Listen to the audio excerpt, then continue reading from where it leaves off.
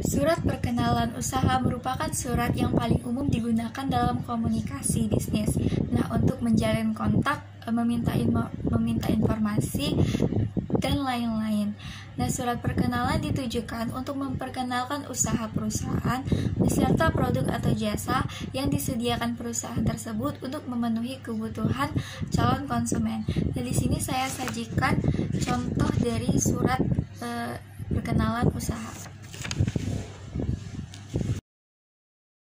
Nah, surat permintaan penawaran merupakan surat yang dibuat oleh calon pembeli untuk dikirim ke calon penjual.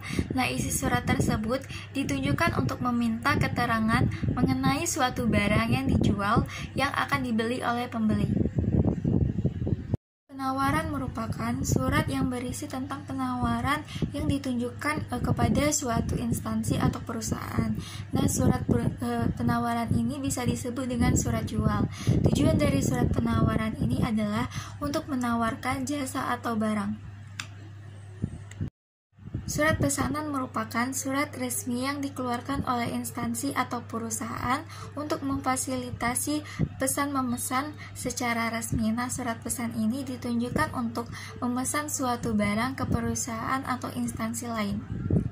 Pembeli melakukan pemesanan atau membuat surat pesan kepada penjual.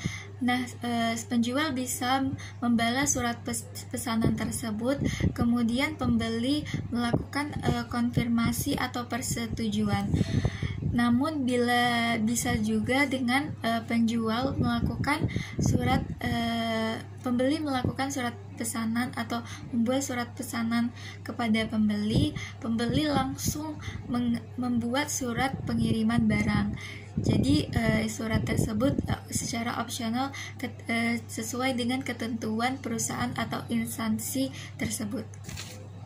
Surat pengiriman barang merupakan surat yang dikirim oleh penjual yang isinya memberitahukan kepada pembeli bahwa surat pesanan sudah diterima. Nah, surat pengiriman barang ini juga memberikan rincian yang jelas terhadap barang yang akan dikirim ke pihak pembeli sebagai tanda bukti resmi bahwa barang sudah diterima oleh pembeli melalui tanda tangan yang tercantum dalam surat jalan tersebut.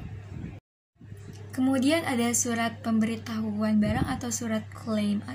Nah, surat ini berfungsi bahwa memberitahukan bahwa barang sudah sampai ke tangan pembeli. Nah, dalam keadaan apabila terdapat kekurangan pada barang tersebut, maka seorang pembeli bisa melakukan surat penuntutan kepada penjual.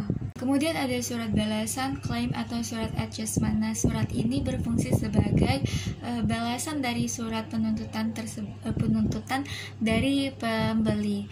Nah, surat ini berisi alasan mengapa barang tersebut rusak atau sebagainya dan cara penyelesaian dari penjual tersebut. Penangguhan merupakan surat pemberitahuan ketidakmampuan dalam membayar tagihan atau pelunasan tepat waktu yang telah ditentukan karena faktor dan alasan tertentu. Nah, bagi pembeli sebaiknya surat penangguhan pembayaran dibuat sebelum masuk jatuh temponya tagihan. Surat tagihan merupakan dokumen resmi yang dikeluarkan oleh penjual kepada pembeli untuk segera membayar tagihan barang yang telah disepakati. Nah, surat tagihan itu biasanya 3. Bila sudah melebihi 3, penjual bisa mendatangi atau bisa juga menggunakan jalur hukum.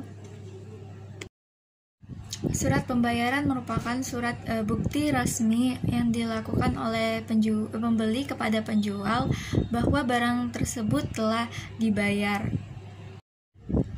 Kemudian yang terakhir ada kontrak kerjasama antara perusahaan. Nah, ini tergantung opsional, tergantung dari kriteria perusahaan tersebut.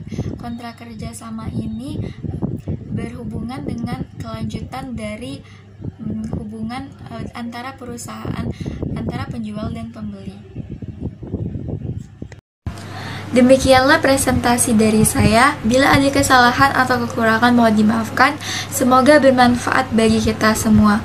Wabillahi taufiq wal hidayah. Wassalamualaikum warahmatullahi wabarakatuh. Selamat pagi.